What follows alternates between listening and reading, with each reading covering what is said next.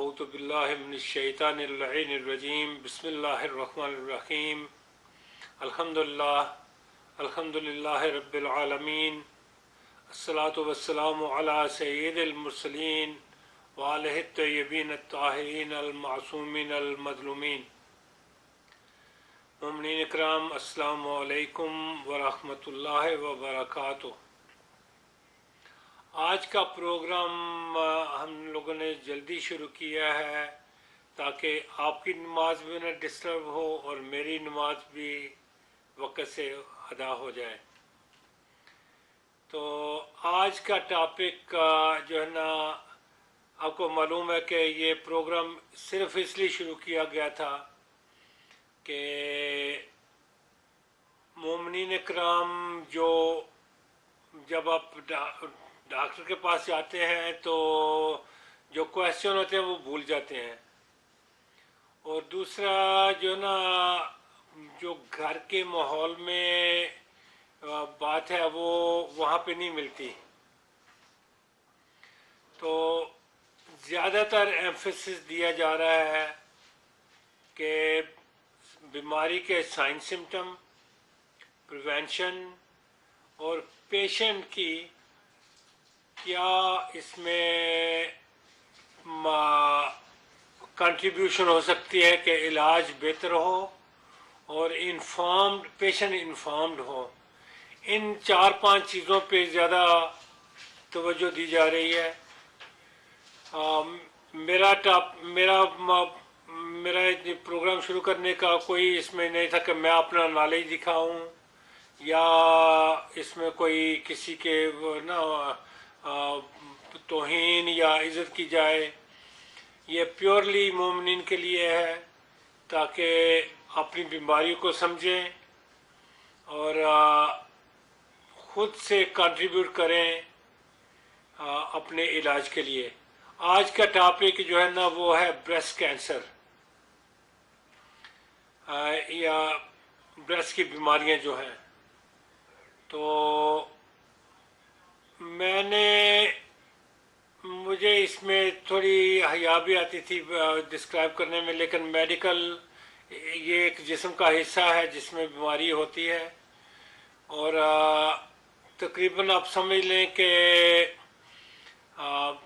As 70 तक तकरीबन 7% बीवियों को वेस्ट में कैंसर होगा।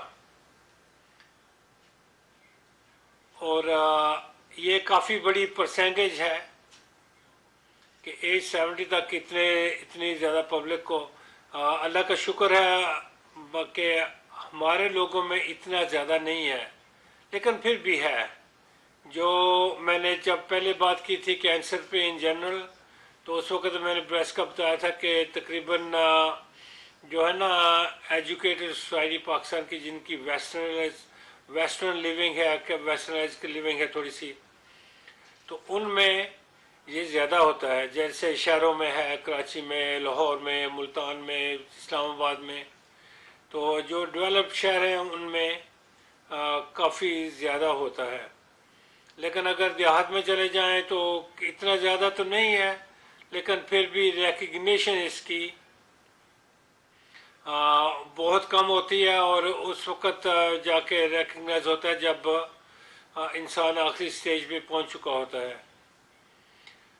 तो इसलिए मैंने सोचा कि इस पे दोबारा से बात की जाए। तो ज़्यादा एम्फेसिस इसका होगा कि diagnosis, exam, methods of exam, methods of diagnosis और रिस्क फैक्टर कम करने के लिए जो इंसान खुद से पार्ट प्ले कर सकता है, और इलाज के लिए जो आदमी खुद से कर सकता है। मैं यहाँ पे आप चाहूँगा कि आपसे एक स्टोरी शेयर करूँ। जब इराकी मुहाजिरीन आए हैं तो एक बीबी ना उनको कैंसर था, तो इलाज से कंट्रोल हो गया, लेकिन उन्हें जाना पड़ा मुख्तलिफ शहरों में। तो वो चूँकि इंश्योरेंस वो दूसरे शहरों में कवर नहीं करती, दूसरे स्टेट में कवर नहीं करती थी, तो उनका इलाज पूरी तरह ठीक से नहीं हो सका। अल्लाह ताला उन्हें गरीक रहमत करे। बहुत बहुत बहुत नेक बीबी थी। आ, और मुझे यकीन है कि पंचतन पाक की अलैहिस्सलाम उनकी नज़दीकी में होगी। यानी कि ऐसा जो है ना, इलाज का इतना ज़्यादा होता है कि पहले शुरू में जब जैसे ही डायग्नोज हुई है ना, तो उस वक्त उनको दवाइयाँ शुरू की तो दवाइयों से कंट्रोल हो गया था। लेकिन चूँकि मुख्तलिफ स्टेट्स में जाना पड़ा उन्हें, बच्चों की वजह से या किसी वजह से, तो फिर वो आउट ऑफ कंट्रोल हो गया, फिर वो दवाइयाँ काम नहीं करती। तो प्लीज़ अगर खुदा न खास्ता किसी को है तो इलाज पूरी तरह से कराएं। तो आइए सबसे पहले डिस्कस करते हैं कि इसके सिम्टम, साइन सिम्टम क्या होंगे। तो साइन सिम्टम में आ जाएगा सबसे पहले कि लंप फील होगा, जिसके लिए बीबियां खुद से जब एग्जामिन करती हैं तो तकरीबन 80% या उससे ज़्यादा, 80% या उससे ज़्यादा बीबियां खुद लंप को फील करती हैं। आप अंदाज़ा कर लें कि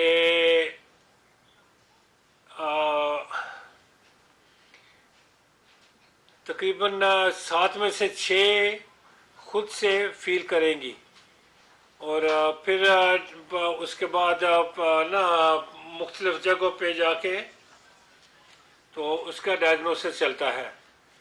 मिसाल के तौर पे जब खुद देख लेंगी तो अपने प्राइमरी केयर डॉक्टर के पास जाएंगी, तो प्राइमरी केयर डॉक्टर जो है ना वो फिर आपको स्पेशलिस्ट के पास रिफ़र करेगा, और स्पेशलिस्ट पर वो मेमोग्राम, इंश्योरेंस वगैरह के चक्कर में मेमोग्राम ऑर्डर करेगा, और फिर जाके तो अल्ट्रासाउंड और मेमोग्राम और उसके बाद बायोप्सी। यहाँ पे अमेरिका में प्रोग्राम है जिसको जो ना सीडीसी और एनआईएच, इनके एनआईसी कैंसर इंस्टीट्यूट जो है उससे फंडेड प्रोग्राम है कि जो स्क्रीनिंग करते हैं। स्क्रीनिंग का मतलब होता है कि नॉर्मल इंडिविजुअल्स जाके तो अपने टेस्ट वगैरह करा सकते हैं। कुछ फ्री भी हैं और कुछ हाईली सब्सिडाइज भी हैं। तो आप अपने अपने एरिया में अगर पता करेंगे तो आपको पता चल जाएगा कि कहाँ पे सब्सिडाइज मेमोग्राम होता है। लेकिन जो मेन चीज़ जो है ना वो है सेल्फ एग्ज़ाम। सेल्फ एग्ज़ाम की इम्पोर्टेंस मैं ओवर एम्फसाइज नहीं कर सकता। कितनी इम्पोर्टेंट है कि हिसाब नहीं। जैसे मैंने अर्ज़ किया कि ओवर 80% लम्प्स बीबियां खुद डायग्नोज करती हैं। तो उसमें फिर आके तो अगर आप देखें तो उसमें तकरीबन 40% यंगर एज ग्रुप में, 40% के करीब ना फाइब्रोसिस्टिक डिजीज होगी, 30% नॉर्मल होंगे, 20% के करीब जो जितने भी लंप फील हो रहे हैं उन लंप्स में से तो 20% जो ना वो कुछ बीमारी होगी, और उनमें फिर जो ना 7% के करीब ऐसे होंगे जो जिनको एक्चुअली ब्रेस्ट कैंसर भी होगा। और ब्रेस्ट कैंसर की जो ना हिस्ट्री ये है कि सेवेंटीज़ तक इसका कोई मौसर इलाज नहीं था और विद इन 5-10 ईयर्स लोग फोत हो जाते थे। लेकिन आजकल इसका इतना मौसर इलाज है कि 10 ईयर सर्वाइवल ओवर 90% जा चुका है और क्योर रेट जो है वो भी काफ़ी ज़्यादा इसका हो चुका है। तो इसलिए इसकी इम्पोर्टेंस है कि अगर आप वक्त से पता कर लें, वक्त से फील हो जाए, चाहे आप स्क्रीनिंग करा रहे हैं या नहीं करा रहे, तो क्योर रेट के चांसेस 100% तक भी जा सकते हैं। तो ममनीन इकराम, ये इस लिहाज से बहुत इम्पोर्टेंट बीमारी है कि इंसान खुद से फील करे। तो अगर आपको याद होगा तो मैंने ब्रेस्ट के 4 हिस्सों तकसीम किए थे कि बाहर की तरफ ऊपर जो 1/4 है ना उसका, वो उसमें कैंसर, या बाहर की तरफ आप हाफ ले लें तो उसमें मेजॉरिटी कैंसर उसी में होंगे। अंदर की तरफ, अंदर वाले हाफ में बहुत कम होंगे।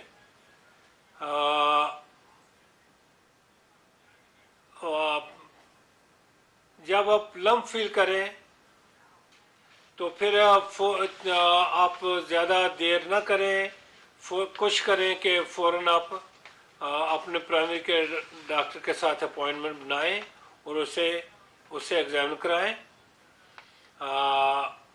उसके बाद वो आपको भेजेंगे ब्रेस्ट सर्जन के पास, जो कि साथ मेमोग्राम कराएंगे, साथ अल्ट्रासाउंड होगा। तो ये एक डायग्नोस्टिक वर्कअप शुरू हो जाता है। लिहाजा ये बहुत इम्पोर्टेंट है कि आप बीबियाँ मोमनात खुद से एग्जामिन करें, और जैसे जैसे उम्र बढ़ती है ना वैसे ही चांसेस उसके बढ़ते जाते हैं। 50 से 70 तक स्क्रीनिंग मेमोग्राम होना चाहिए और तकरीबन हर 2 साल बाद रिपीट हो जाना चाहिए। NCI नेशनल कैंसर इंस्टीट्यूट 2 साल कहते हैं, बाज़ लोग 3 साल कहते हैं, 3 साल का भी इंतज़ार कर सकते हैं। तो इन एनी केस, लेकिन जिनकी फैमिली हिस्ट्री हो ना या रिस्क फैक्टर ज़्यादा हो, जैसे मैं रिस्क फैक्टर पे आता हूँ तो मैं उसको मेंशन करूँगा दोबारा से। तो जिनके रिस्क फैक्टर ज़्यादा हो ना उन्हें चाहिए कि हर 2 साल बाद करा ले, चाहे किसी और की रिकमेंडेशन 3 साल की हो या कुछ भी हो। तो स्क्रीनिंग उनको करानी चाहिए और ख़ुद भी महीने में एक बार अपना, अगर तो मेंस्ट्रुएशन हो रही है तो मेंस्ट्रुएशन से फ़ौरन बाद पहले और उनका फ़ौरन बाद उनको आप खुद से एग्जामिन करें। और अगर पोस्ट मेंस्ट्रुअल पीरियड में आ गए हैं आप, तो उसमें यह है कि प्री मेनोपॉज शुरू हो गया है, तो उसमें फिर ये है कि आप महीने में एक दिन रख लें कि जी 1 तारीख को जब मैं शावर लूँगी तो मैं अपने आप को एग्जामिन करूँगी। अगर 2 दिन रख लें, जैसे पहली तारीख को और 10 तारीख को, तो आप मिस नहीं करेंगे। सो आप अगर लंप फील करें तो लंप 4 किस्म के हो सकते हैं। यंगर एज में ट्रामेटिक और फैटी लंप ज़्यादा होंगे। एब्सेस होने के पर्टिकुलरली अगर आप बच्चे को फीड कर रही हैं, और सिस्टिक लंप भी काफ़ी ज़्यादा होंगे। और जैसे ही उम्र ज़्यादा होती है तो फिर जो है ना ग्रोथ के चांसेस ज़्यादा होते हैं। ग्रोथ सिंपल ग्रोथ भी हो सकती है, जैसे एडिनोमाज होते हैं जो फैटी ट्यूमर के नाम से भी आप कह सकते हैं, और सिंपल बिनाइन ग्रोथ के से भी कह सकते हैं। फाइब्रोमाज जो कि किसी ज़माने में फाइब्रोसarcoma में कैंसर में बदल सकते हैं, वो भी हो सकते हैं। और दूसरी होती है, फिर होती है कैंसरस ग्रोथ। तो कैंसरस ग्रोथ बढ़ जाएगी, जैसे आपने फील किया एक महीने में, दूसरे महीने में तो उसका साइज बढ़ चुका होगा।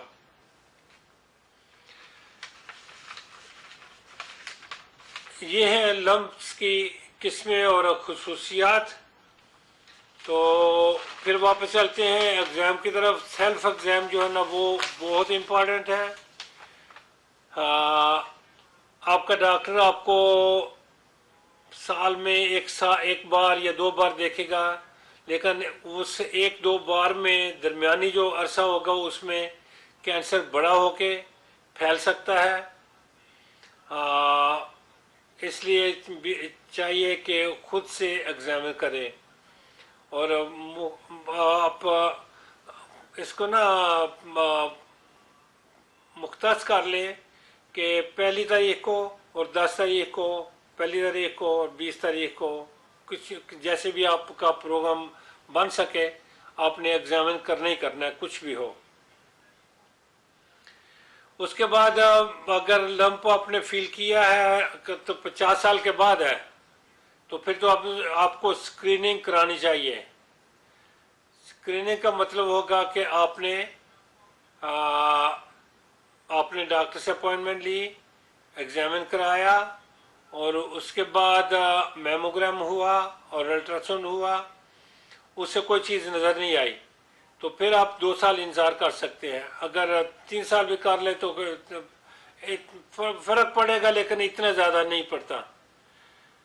लिहाजा ये आ जाएगा स्क्रीनिंग में।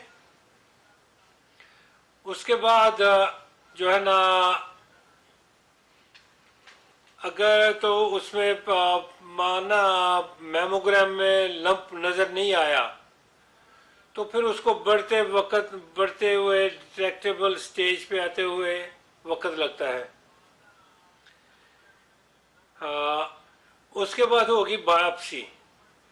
तो बायोप्सी के लिए आप 1 महीने के बाद दूसरे 2 महीने में दोबारा मेमोग्राम भी करा सकते हैं। और अगर आपके डॉक्टर स्ट्रेस कर रहे हैं कि आप बायोप्सी करा लें, तो कराने में कोई हर्ज नहीं है। एक छोटी सी नीडल होती है, पतली सी नीडल, जिससे जाके तो वो एस्पिरेशन करते हैं वहाँ से, लंब में से। तो ये कोई इतनी बड़ी बात नहीं है।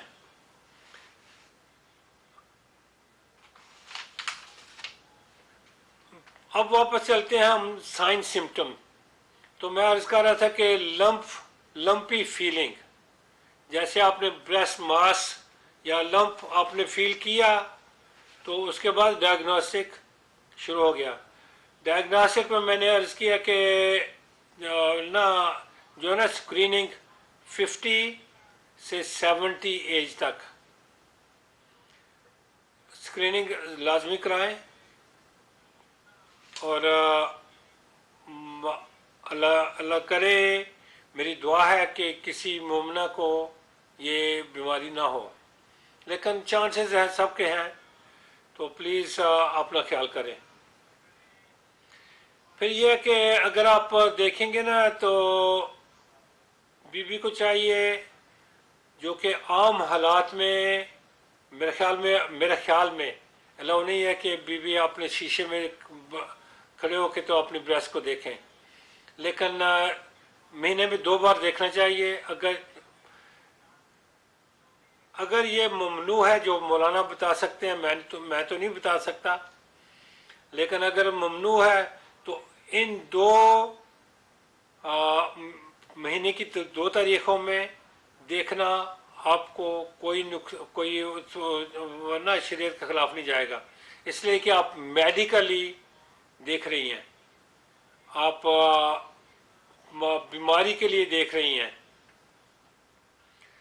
तो उसमें अगर किसी जगह स्किन थिकनिंग आ रही है, स्किन पकरिंग हो रही है, जैसे होते हैं ना बतख की खाल या मुर्गी की खाल जिसे पर नोच लिए हों, अगर उस तरह की कोई स्किन कंडीशन है वहाँ पे किसी जगह पे भी, तो ये एक बहुत ग्रीवियस साइन है। प्लीज़ डॉक्टर के साथ फौरी फौरी आप तौर पर कांटेक्ट करें और ज़्यादा देर न करें इसके लिए। फिर ये कि ये स्किन चेंजेस हो जाएंगी अगर अगर तो आपको आपको लगता है कि वहाँ पे कुछ माना अल्सरेशन हो गई है, जैसे ना जख्म हो गया है जो सामने आपको नज़र आ रहा है, तो वो जख्म भी ना काफ़ी इम्पोर्टेंट चीज़ है। मुझे याद है कि मैं जब स्काइट्री अस्पताल में एज मेडिकल स्पेशलिस्ट काम करता था ना, तो वहाँ पे एक बीबी थी, उनको इसी तरह अल्सर हुआ और अल्सर के नीचे उसके इंडोनेशन वो सख्त था थोड़ा सा। तो हमने बहुत कोशिश की कि बीबी बायोप्सी कराएं, क्योंकि वो उस वक्त ये 70s की बात है, तो मोस्ट लाइकली कैंसरस एरिया है। लेकिन बीबी नहीं मानी, ये स्लो ग्रोइंग ट्यूमर था और बीबी तकरीबन 10 12 14 साल बाद में निकाल गई। अल्लाह ताला उन्हें बिगड़ी की रहमत करे। तो अगर अल्सरेशन हो तो उसका भी ख़ास ना उसको ख़ास तवज्जो होनी चाहिए। फिर यह कि जो अल्सरेटिंग मास होगा ना, वो जैसे गोभी का फूल होता है ना, अगर उस पर वो उल्ली वगैरह लगी हो तो उस तरह का वो डल्टी सी फंगेटिंग मास आपको नजर आएगा।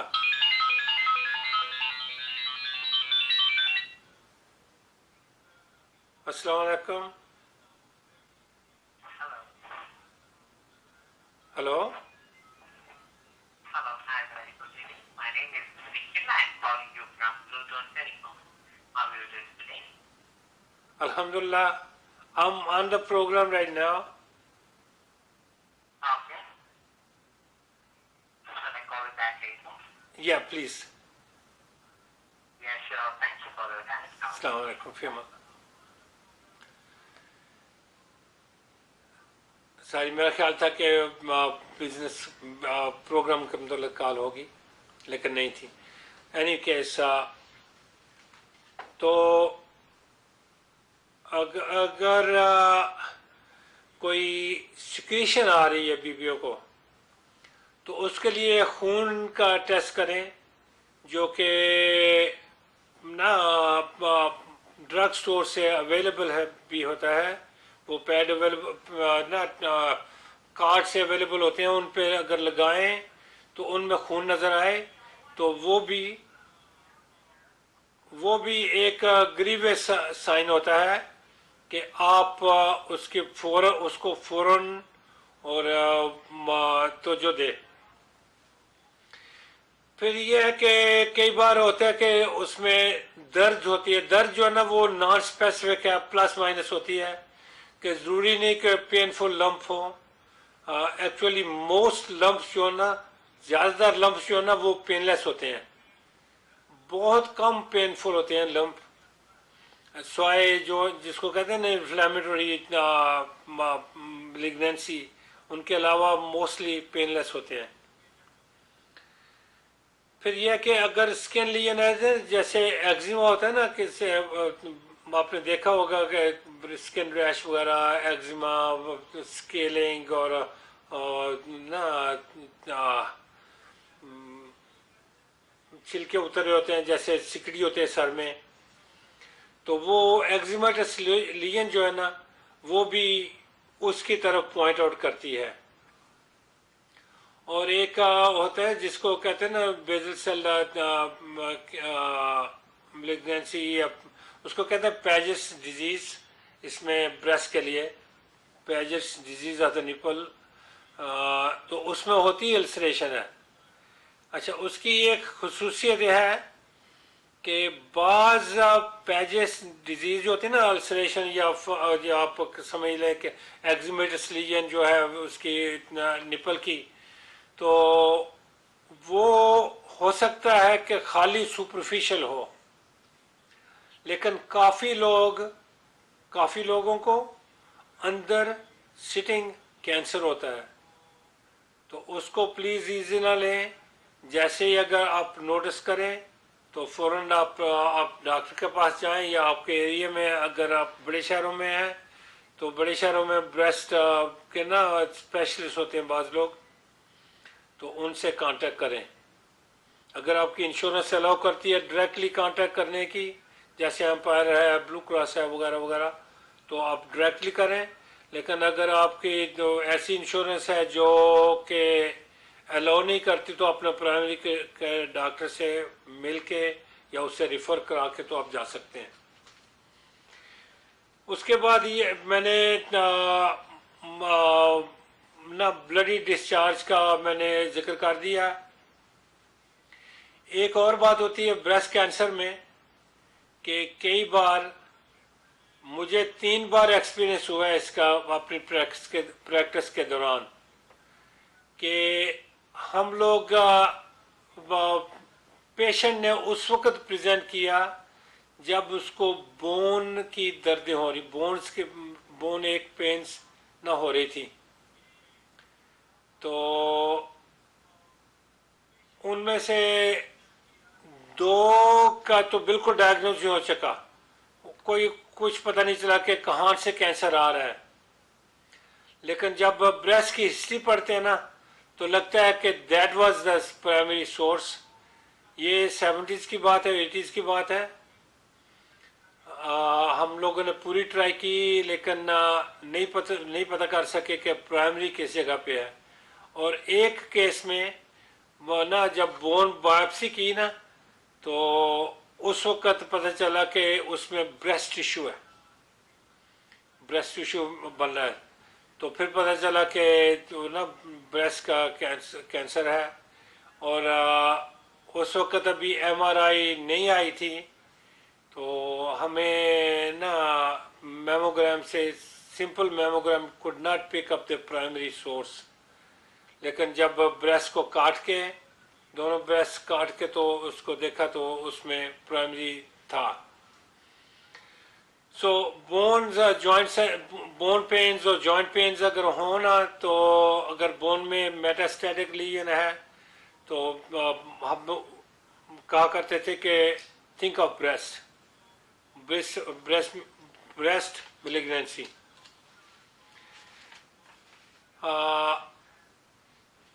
वक्त रह गया थोड़ा सा, तो आइए चलते हैं कि आप उसमें पेशेंट खुद क्या कर सकता है। पहले तो खुद डायग्नोसिस है कि 80% से ज़्यादा बीबियां खुद फील करेंगी जब लंपी होगा। अगर पैजेस डिजीज है जो कि मिलिग्नेंसी है, और हो सकता है कि बाहर से खाली बाहर मिलिग्नेंसी ना हो, अंदर भी सिटिंग मिलिग्नेंसी हो, तो इसलिए वो भी आप उसका भी ख्याल करें। इसके बाद चलते हैं कि रिस्क फैक्टर्स। जैसे मैंने अर्ज किया, टाइम थोड़ा सा रह गया बाकी। तो रिस्क फैक्टर्स क्या होते हैं? फैमिलीज में होता है आमतौर से कि बच्चियों को पीरियड जल्दी छोटी उम्र में आने शुरू हो जाते हैं, 9 साल में, 8 साल में, 10 साल में। एवरेज 12-13 साल होनी चाहिए, लेकिन बच्चों को पहले भी आ जाते हैं। और आजकल तो जो दूध आप बच्चों को पिलाते हैं, जो चीज़ वगैरह खिलाते हैं, तो उसमें हार्मोन्स होती हैं जो कि इसको कहते हैं मनार की। जब पीरियड शुरू हो जाते हैं ना, तो उसको कहते हैं मिनार्की। तो मिनार्की जल्दी उम्र में शुरू हो जाती है।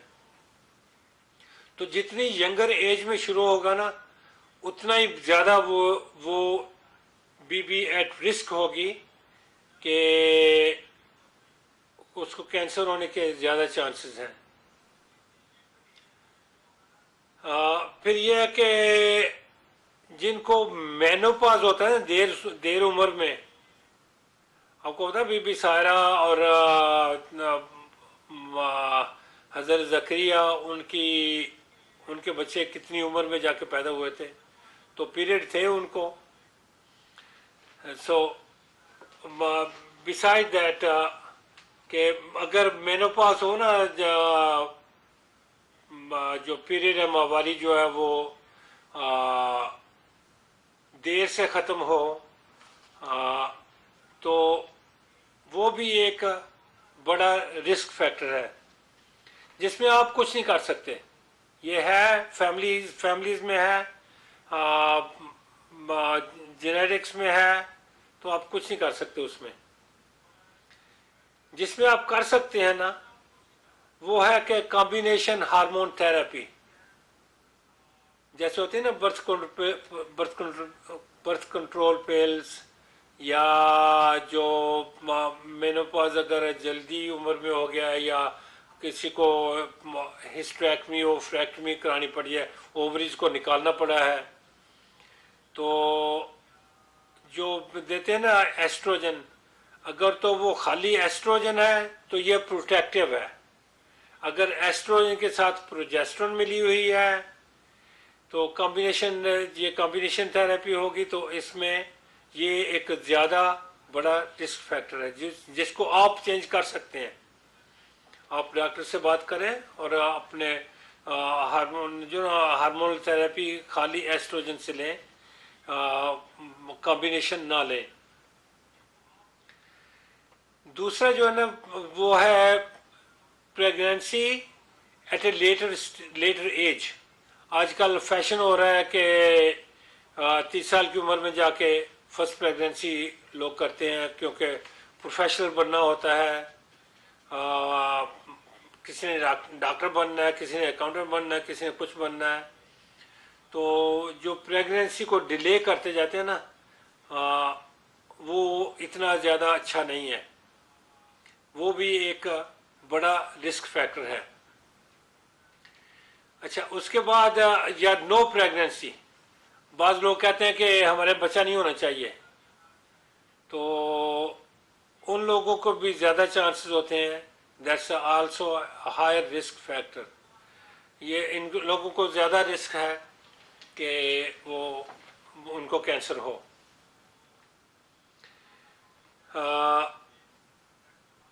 हार्मोन रिप्लेसमेंट थेरेपी जो है ऑस्टियोपोरोसिस के लिए, अगर तो वो ले रहे हैं ना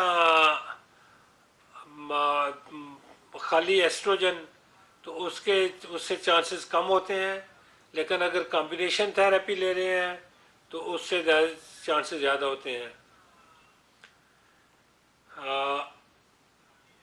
इसके अलावा जिनमें आप और भी रिस्क फैक्टर्स हैं, तो मैं उनको मेंशन करता हूँ आहिस्ता आहिस्ता, कि आप भी याद रखें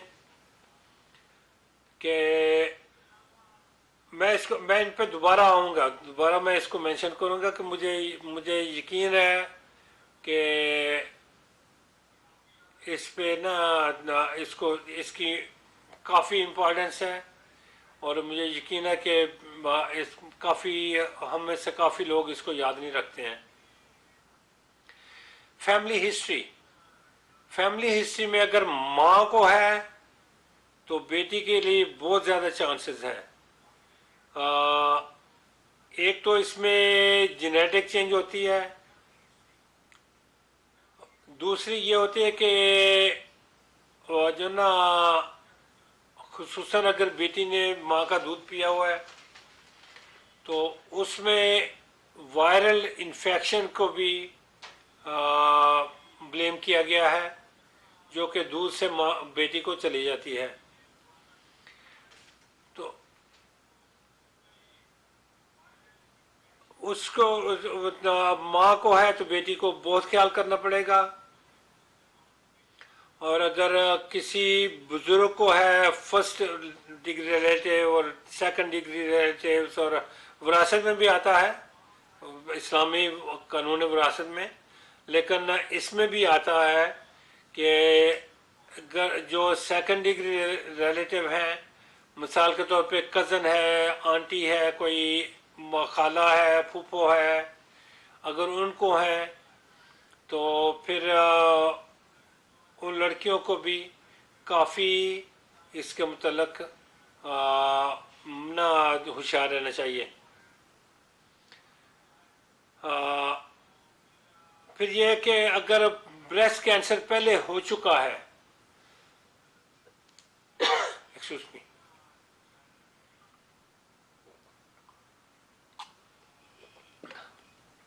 अगर किसी को ब्रेस्ट कैंसर पहले हो चुका है तो दूसरा होने के चांसेस बहुत ज़्यादा होते हैं। तो उन लोगों को भी खुसूसन ख्याल करना चाहिए। अगर किसी को नॉन कैंसरस ब्रेस्ट डिजीज है, जैसे फाइब्रोसिस्टिक डिजीज का मैं पहले मेंशन कर रहा था कि यंगर एज में उसमें लंप डॉक्टर को भी बहुत नज़र आते हैं और बीबी को खुद भी नज़र आते हैं। लेकिन अगर लंप के इर्द गिर्द जाना शुरू करें ना, तो आप ज़्यादा इर्द गिर्द नहीं जा सकते, एक जगह पे जाके आप रुक जाते हैं कि वो कंटिन्यूस होता है बाकी ब्रेस्ट टिश्यू के साथ। मेरी प्रैक्टिस में कोई महीना खाली नहीं जाता था, या कोई हफ्ता भी खाली नहीं जाता होगा, जबकि एक दो मरीज़ ऐसे नहीं आते थे जो जिन्होंने लंप फील किए और फ़ौरन एक्साइट होके तो वो डॉक्टर को फ़ोन करती हैं। यानी कि अगर नॉन कैंसर सब ब्रेस्ट डिजीज़ है ना, तो फिर भी आप ज़्यादा एक्सपोज हैं ब्रेस्ट कैंसर के लिए, तो भी आप अपना ख्याल करें और रेगुलरली एग्जामिन कराते रहें। और जैसे ही 50 क्रॉस करें, जो ना 40, 49, 50 तक जो दरमियानी उम्र है, उसमें ये एक चीज़ क्वेश्चनेबल है, लेकिन आपके डॉक्टर आपको ज़्यादा बेहतर एडवाइस कर सकते हैं जिनके पास पूरी फैमिली हिस्ट्री होगी, प्राइमरी केयर जो भी आपका है, तो वो आपको बेहतर एडवाइस कर सकते हैं कि कैसे करना चाहिए, मैमोग्राम कराना चाहिए कि नहीं कराना चाहिए। अच्छा, फिर ये है कि एक और है इसका रिस्क फैक्टर, रेडिएशन एक्सपोजर। मैं उस तरफ क्लाक को देखता हूँ बार बार। एन केस रेडिएशन एक्सपोजर, अगर किसी तो आज से 15-20 साल पहले इतना radiation, CT scan, cat scan से ना इतने रेडिएशन का नहीं ख्याल था। ख्याल था लेकिन आम पब्लिक को नहीं था। आम ना तो बीबियों का कैट स्कैन वो ना करा लेते थे। तो सीटी स्कैन, जो कैट स्कैन जो है ना, वो तकरीबन ना आप समझ लें कि 95 एक्सरेज के बराबर होता है। तो अगर किसी का कैट स्कैन हुआ है ना, तो फिर आपको वो आयोनाइजिंग रेडिएशन मिली है, तो आप कोशिश करें कि आप उस पर ख्याल करें कि ये एक बहुत बड़ा रिस्क फैक्टर है। या किसी और जगह से रेडिएशन आपको मिल रही है तो भी आप ख्याल करें। फिर यह है कि जेनेटिक चेंजेस जो है ना, BRCA1 और BRCA2, उसके लिए भी तो आप अगर फैमिली में क्लोज रिलेटिव को कैंसर है तो आपके डॉक्टर आपसे करा लेंगे ना जेनेटिक एनालिसिस, और उनको पता चल जाएगा। तो अगर वो पॉजिटिव है तो फिर भी आप ख्याल करें। फिर यह है कि ओबेसिटी, जो बीबियाँ ओवरवेट होती हैं ना, पाकिस्तान में मशहूर था। तो मशहूर क्या था, मेरे कज़न थे जो कहा करते थे, अल्लाह ताला उन्हें बख्शे बख्शे, अल्लाह ताला उन पे उनको गरीक रहमत करे। तो वो कहा करते थे कि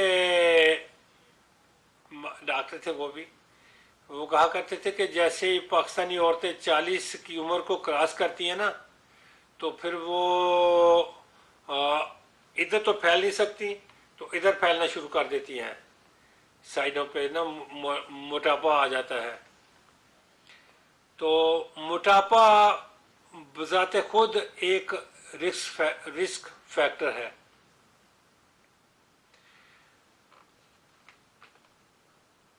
आ, मैंने ये टॉपिक इसलिए भी चुना है कि लंग कैंसर के बाद breast cancer most common cancer है बीबियों में, औरतों में। और इसकी डेथ रेट भी पहले तो बहुत ज़्यादा थी, लेकिन पिछले 10 साल से आ, हर साल कम होती चली जा रही है। एक तो डायग्नोस्टिक जो है ना वर्कअप वो जल्दी शुरू हो जाता है। डायग्नोस्टिक वर्कअप ज़्यादा लोग अवेयर हैं इससे। और फिर यह है कि लोग इलाज भी करा लेते हैं वक्त से। और अल्लाह ताला का शुक्र है कि लोगों को ये डॉक्टर को भी, प्राइमरी केयर डॉक्टर को भी और पेशेंट्स को खुद भी इसके काफ़ी समझ बूझ आ चुकी है। तो आइए जब मेंशन करते हैं प्रोटेक्टिव फैक्टर्स क्या होते हैं। बाज ना प्रोटेक्टिव फैक्टर भी होते हैं, तो वो भी कोशिश करें आप कि उससे आप इस्तेफादा करें, फ़ायदा उठाने की कोशिश करें। मैंने एक का मेंशन किया था पहले, अगर आपको याद है, यानी खाली एस्ट्रोजन हार्मोन एक्सपोजर। जैसे होता है ना कि मेनोपॉज के बाद ऑस्टियोपोरोसिस हो गया या हार्ट फ्लैशेस शुरू हो गई हैं, तो उसके लिए अगर खाली एस्ट्रोजन ले रहे हैं तो वो प्रोटेक्टिव है। अगर कॉम्बिनेशन हार्मोन है तो फिर वो गलत है, वो ज़्यादा रिस्क फैक्टर है, वो रिस्क को ज़्यादा करता है कि उससे कैंसर हो। कॉम्बिनेशन से कैंसर और प्योर से प्रोटेक्टिव, प्योर एस्ट्रोजन से प्रोटेक्टिव, कॉम्बिनेशन से कैंसर। फिर यह कि एक्सरसाइज जो है ना वो भी इसमें बहुत इम्पॉर्टेंट है।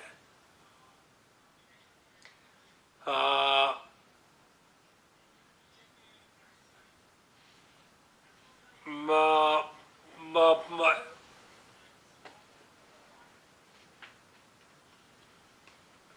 इसमें ये फिर ये भी है कि सिलेक्टिव एस्ट्रोजन रिसेप्टर मॉड्यूलेटर जो है ना, उनका यूज़ भी, जिसमें आ जाएगी एक ऐसी चीज़ जो ऑस्टियोपोरोसिस को भी प्रिवेंट करती है, तो वो होती है, उसको कहते हैं विस्टा।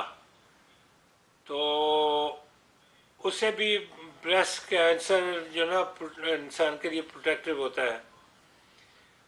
कुछ साल पहले कुछ साल पहले आ, इस चीज़ का पता नहीं था।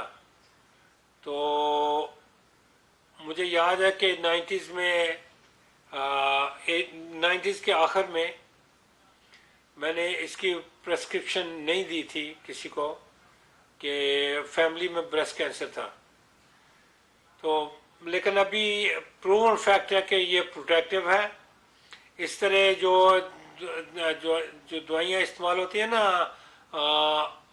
बाज ब्रेस्ट कैंसर के लिए, पेशेंट के लिए, जैसे वो भी सिलेक्टिव एस्ट्रोजन रिसेप्टर ब्लॉकर होती हैं, जैसे टमाक्सिफेन उनको कहते हैं, एक को टमाक्सिफेन कहते हैं, एक एरिमिडेक्स है। तो ये दोनों दवाइयाँ जो ना ये जब पहली बार कैंसर होता है तो उसके लिए वो बीबी जिसका इराकी बीबी का मैं बात कर रहा था ना, उसका एस्ट्रोजन रिसेप्टर पॉजिटिव था और इस दवाई से उनको बहुत फ़र्क पड़ा था। उनका तकरीबन कैंसर बिल्कुल ना खामोश हो चुका था। तो ये जो ना ये रिसेप्टर ब्लॉकर ये भी एज प्रोटेक्टिव एजेंट भी काम करते हैं। जैसे एक अगर एक तरफ है, जैसे मैं अर्ज कर रहा था कि अगर एक ब्रेस्ट में कैंसर है तो दूसरी ब्रेस्ट में होने का, उसी में दूसरा कैंसर होने के चांसेस बहुत ज़्यादा होंगे। तो अगर अगर वो एस्ट्रोजन रिसेप्टर पॉजिटिव है, जो आपके आपके डॉक्टर आपको भी डॉक्टर बताएंगे डेफिनेटली। तो वो जो ना अगर वो पॉजिटिव है तो उसके लिए आप ये दवाई लेंगे तो आपको प्रिवेंशन होगी दूसरा कैंसर होने में। इसी तरह एक दवाई होती है फेनरेटिनाइड, जो कि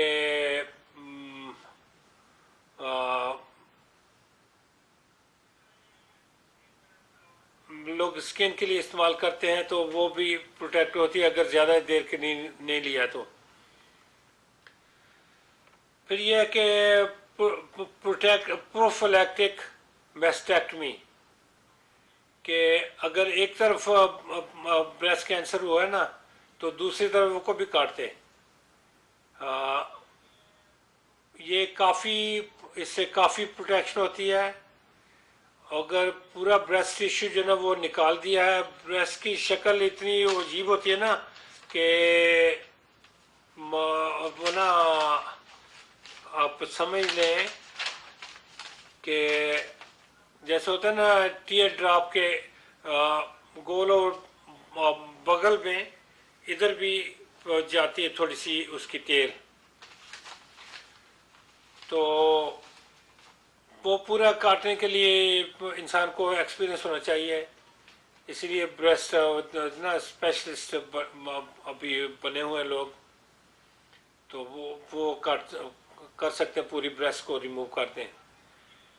तो ये भी एक प्रोफाइलैक्टिक प्रोटेक्टिव प्रोसीजर है कि अगर एक तरफ है तो दूसरी तरफ को भी काट दें और पूरी ब्रेस्ट रिमूव कर दें।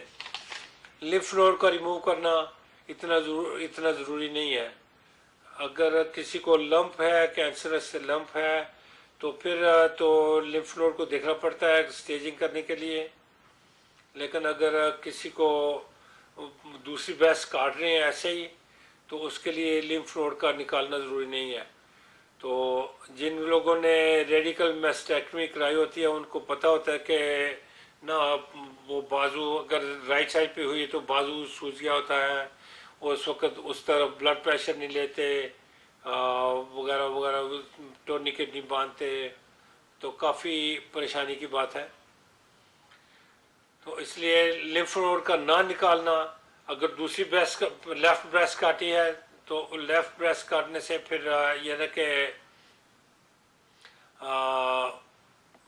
ज़रूरी नहीं कि उसके लिम्फ नोड काटे, और उस तरफ ब्लड प्रेशर वगैरह चेक कर सकते हैं, खून ले सकते हैं, उस तरफ से टोर्निकेट बांध सकते हैं। तो बाज़ ऐसे स्टेप्स हैं जो कि बैक एंड फोर्थ चल रहे हैं। कभी कहते हैं कि जी ये रिस्क फैक्टर है, कभी कहते हैं ये रिस्क फैक्टर नहीं है, जिसमें एक स्मोकिंग आएगा। स्मोकिंग में काफ़ी स्टडीज़ ऐसी हैं जो बताती हैं कि ये एक बहुत बड़ा रिस्क फैक्टर है। लेकिन नेशनल कैंसर इंस्टीट्यूट इसको कहता है कि smoking is not one of the risk factors. Smoking risk factor नहीं है। फिर ये है कि कोलेस्ट्रॉल की दवाइयाँ जो ना स्टैटिन्स, जैसे प्रेवाकोल है, लिपिटोर है, क्रेस्टोर है, तो इस तरह की जो दवाइयाँ ना स्टैटिन, इनको कहते हैं स्टैटिन्स। और ये भी इम्प्लीकेट हुई हैं बाज़ स्टडीज़ में, बाज़ लोगों ने इसको इम्प्लीकेट किया है कि जो लोग इस्तेमाल करते हैं उनको लम्ब ज़्यादा होते हैं, कैंसर ज़्यादा होते हैं। लेकिन NCI, नेशनल कैंसर इंस्टीट्यूट, इसको एक रिस्क फैक्टर नहीं लेता। अलबत्ता अल्कोहल इंटेक जो है ना, जो कि अल्लाह ताला का शुक्र है कि हमारे लोगों में नहीं है, तो अल्कोहल इंटेक जो है ना वो भी एक रिस्क फैक्टर है ब्रेस्ट कैंसर का।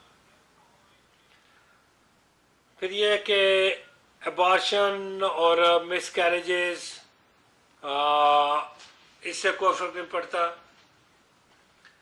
अबॉर्शन हमारे यहाँ तो अलाउड नहीं है। अबॉर्शन अमेरिकन मीनिंग के हिसाब से, कि यहाँ पे जब हम कहते हैं ना मिस कैरेज, तो ये इसका मतलब होता है कि natural loss of baby. Abortion जब कहते हैं तो अबॉर्शन का मतलब होता है कि प्रेगनेंसी को लूज किया गया है।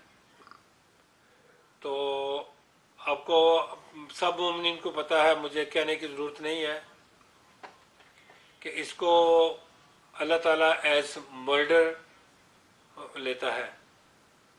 तो अगर कोई करा चुके हैं तो अल्लाह ताला से तौबा करें, कि तौबा कबूल करने वाला वही है, और उसी से तौबा की जा सकती है, और तौबा कबूल भी कोई करता है। तो तौबा करें उससे, और आइंदा के लिए ऐसी चीज़ सोचे भी ना।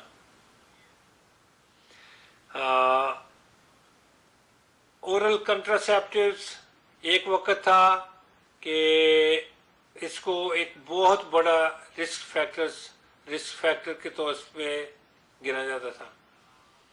लेकिन जैसे मैं अर्ज़ कर रहा था कि NCI और जो ना CDC इसको एज रिस्क फैक्टर नहीं लेते हैं।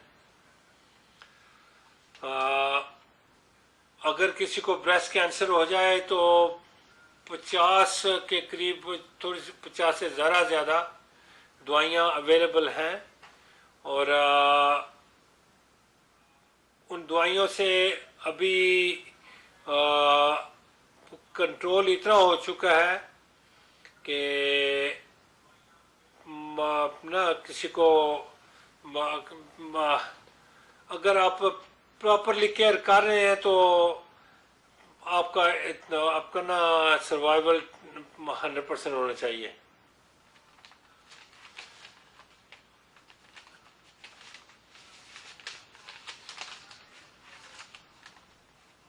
अब चलते हैं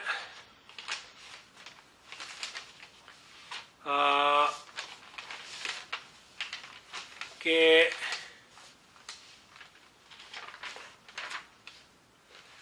स्टेजिंग वगैरह, मेरा ख्याल था मैं स्टेजिंग वगैरह पे थोड़े से तो बात करूँगा।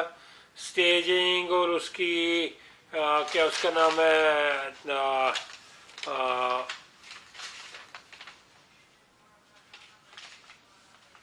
लेकिन मुझे लगता है कि टाइम इतना कम है कि मैं उसमें बात नहीं कर सकता। कि जो ना हिस्टोपैथोलॉजिकल पैथोलॉजी में ना इसको कहते हैं कि जी नो चेंज या नॉर्मल ब्रेस्ट टिश्यू। फिर ये है कि डिफ्रेंशिएटेड और वेल डिफ्रेंशिएटेड, मॉडरेट डिफ्रेंशिएटेड और पोरली डिफ्रेंशिएटेड। जितना वो डिफ्रेंशिएशन में जाएगा ना कैंसर सेल, तो उतनी उसकी विरुलेंस बढ़ती जाती है। फिर यह है कि स्टेजेस में 0 स्टेज,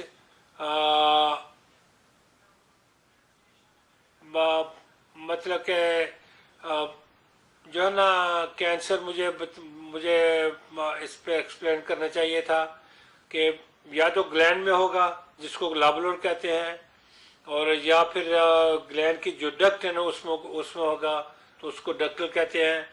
तो डक्टल में बाज ऐसे होते हैं कि उसमें भी ग्लैंड लाब्यूल में भी कि जो अपनी जगह पे चंद एक सेल बैठे होते हैं, तो उसको कहते हैं कार्सिनोमा इन सीटू। तो एडिनो कार्सिनोमा इन सीटू या कार्सिनोमा इन सीटू, डिपेंडिंग कैसे उसको इस्तेमाल कर रहे हैं लफ्ज़ को। तो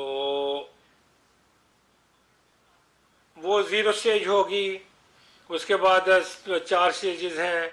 चौथी स्टेज में मेटास्टैटिक होगा। जैसे मैंने पहले अर्ज किया कि मेटास्टैटिक जो है ना, वो कई बार होता है। मेरे 3 पेशेंट थे जहाँ पे प्राइमरी का पता नहीं था। प्राइमरी एक का पता चला ब्रेस्ट काटने के बाद, और एक जो ना उसकी ग्लैंडुलर अपीयरेंस थी, तो ब्रेस्ट काटी तो उसमें पता चला कि वहाँ पे कैंसर, सिटिंग कैंसर था, जो कि बहुत ही छोटा था, और 2 में तो पता नहीं चला।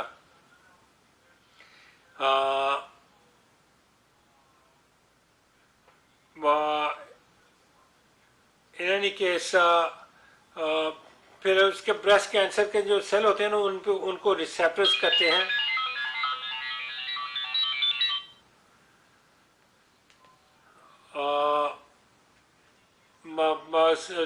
उसके उसके रिसेप्टर होते हैं एस्ट्रोजन रिसेप्टर।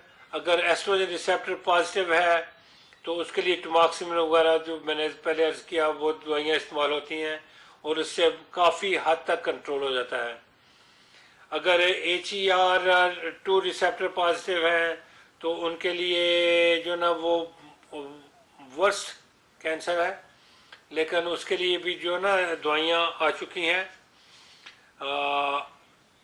जैसे ट्रेस्टुजुमैब है, तो वो उसको काफ़ी कंट्रोल कर लेता है, लेकिन इसका प्रोग्नोसिस वर्स है। जो है ना एस्ट्रोजन रिसेप्टर पॉजिटिव, उनका बेस्ट प्रोग्नोसिस है, और लोग काफ़ी देर तक उसके बाद ज़िंदा रहते हैं। और अगर एग्रेसिव कैंसर स्पेशलिस्ट के पास जाएं, तो जा रहे हैं, तो ना इंसान को ज़िंदा रहना चाहिए। इसके बाद बाज़ स्टडीज़ होती हैं, जैसे होता है ना पेट स्कैन जो होता है कि उसमें एक्टिविटी चंद एक सेल की भी नज़र आती है, लेकिन ब्रेस्ट कैंसर के लिए पेट स्कैन और कैट स्कैन जो है ना, उसकी रेडिएशन इतनी ज़्यादा होती है कि उसको इस्तेमाल नहीं कर सकते। तो इसलिए रेडिएशन ट्रीटमेंट जो है ना, वो आ जाता है उसमें, कि जब ब्रेस्ट सर्जरी कराते हैं तो फिर उसके बाद रेडिएशन, लोकलाइज रेडिएशन देते हैं, कि अगर कोई सेल बचे बुचे हैं इधर उधर तो वो मर जाएं।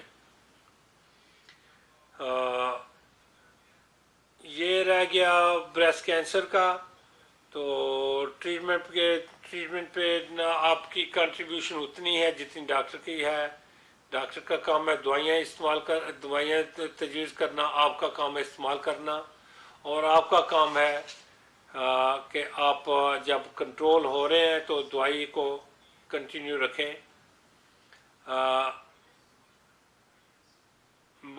मैंने इराकी मोहतरमा का जिक्र किया, तो अल्लाह ताला उन्हें गरीक रहमत करे, बहुत नेक थी, लेकिन दुआई है, तो उसके लिए कोई कॉम्प्रोमाइज़ नहीं होता। रिस्क फैक्टर एक बार फिर मैं मेंशन करता हूँ ब्रीफली। मैं 2 मिनट ऊपर जा चुका हूँ, मुझे पता है, मुझे एहसास है उस चीज़ का। Menarche at younger age, period आने यंगर एज पे, मिनोपास लेटर एज में। जितने लंबा वो पीरियड का ज़िंदगी होगी ना, पीरियड आने से लेकर ख़त्म होने तक, उतने ज़्यादा चांसेस हैं कि कैंसर होने के ज़्यादा चांसेस हैं। First pregnancy at older age और no pregnancy, no breastfeeding. Breastfeeding as a protective activity है। फिर यह कि long term use of hormonal replacement therapy, जो जो कि कॉम्बिनेशन है। कॉम्बिनेशन हार्मोन रिप्लेसमेंट थेरेपी बजाते खुद एक रिस्क फैक्टर है। फैमिली हिस्ट्री, मैं पहले भूल गया, मैंने मेंशन ही किया कि ओवेरियन कैंसर जो है ना, वो भी तकरीबन 1% औरतों को होना ही होना है। तो ये ओवेरियन कैंसर भी वो ना जेनेटिक चेंज से होता है, चेंज के साथ आता है कई बार। इसलिए जो जिनके कजन्स को, एंट्स को, फूफियों खालाओं को हो चुका है, या माँ को या दादी को, तो नानी को, वो लोग भी ख्याल करें कि उन्हें ब्रेस्ट का ख्याल करना चाहिए और उन्हें ओवरीज का ख्याल करना चाहिए। ओवेरियन कैंसर बहुत अकल्ट कैंसर है और काफ़ी देर बाद जा पता चलता है। ना विशेष कैंसर है, और तकरीबन 1% औरतों को, वेस्टर्न वर्ल्ड में 1% औरतों को होता है। उसमें पता नहीं क्या क्या फैक्टर्स हैं, किसी को पता नहीं है।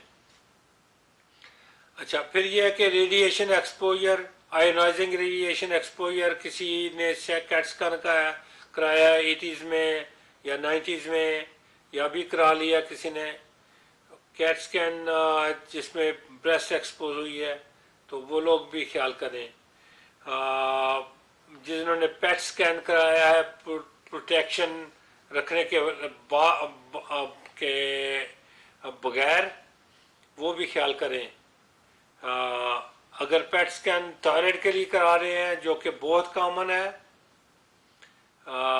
तो प्लीज़ प्रोटेक्शन का ख्याल रखें। इतना हिस्सा कवर होना चाहिए, या इससे ज़्यादा, थोड़ा सा ज़्यादा भी हो जाए तो अच्छा है। फिर यह है कि history of breast cancer, obesity, changes, genetic change BRCA1 में और BRCA2 में, अल्कोहल मैंने मेंशन किया था, स्मोकिंग CDC लेती है as part of risk factors, लेकिन NCI उसको नहीं देती है। तो प्रोटेक्शन, एस्ट्रोजन हार्मोन थेरेपी खाली, वो भी शॉर्ट टर्म के लिए, ज़्यादा नहीं।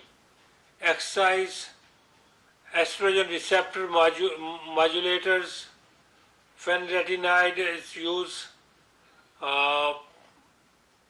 प्रोफिलैक्टिक, ओवरीज को निकाल देना और ब्रेस्ट को निकाल देना। अगर एक ब्रेस्ट में डिजीज है, पता चल गया कि एक में ब्रेस्ट कैंसर है, तो दूसरी को निकाल दें।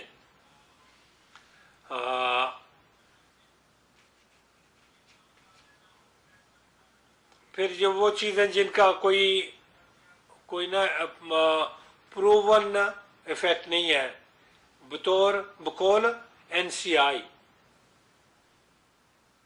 NCI पहले मैं मेंशन करता हूँ कि oral contraceptives, abortions, diet, cigarette smoking, statins. लेकिन बहुत स्टडीज में स्टैटिन्स को और सिगरेट स्मोकिंग को ले रहे हैं कि वो एक रिस्क फैक्टर है।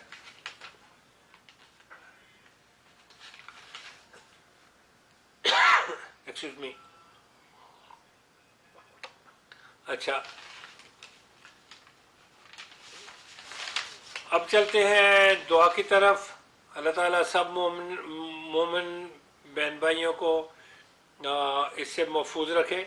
ये मर्दों में भी होता है, खाली औरतों में नहीं है, मर्दों में भी होता है। और मर्दों में, जैसे मैं पहले मेंशन कर चुका हूँ, ये बहुत सीरियस चीज़ है, क्योंकि जब आप पता करते हैं ना कि लम्प फील हो रहा है, तो उस वक़्त ये ऑलमोस्ट फैल चुका होता है और उसमें एस्ट्रोजन रिसेप्टर नहीं होते, इसलिए ये काफ़ी ना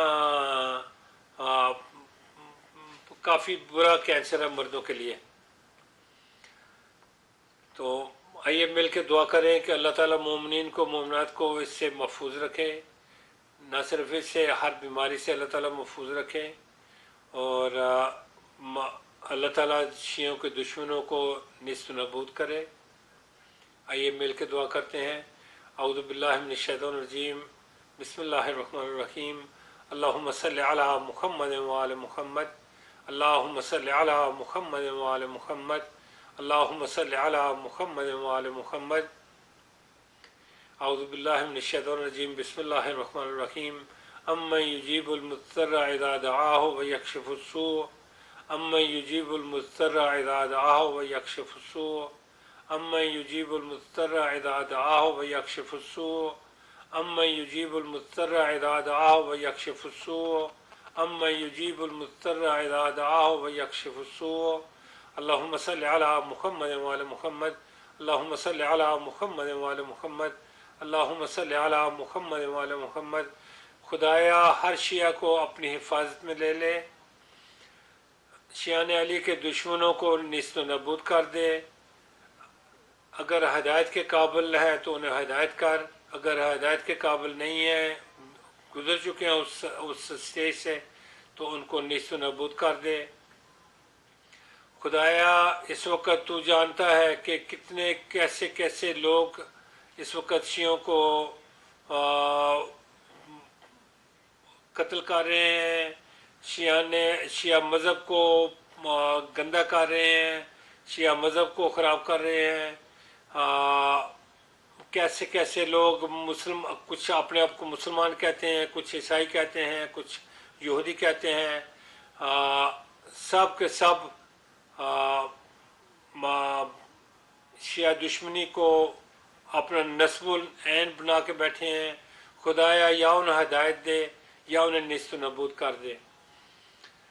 या अल्लाह बहक पंचतन पाक बहक चाहर मासूमीन हर शिया को अपनी हिफाजत में ले।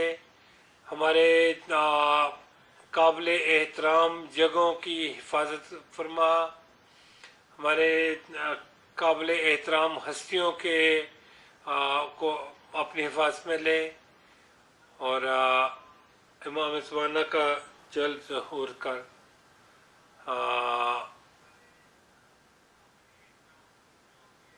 अल्लाहुम्मा सल्लि अला मुहम्मद व आले मुहम्मद।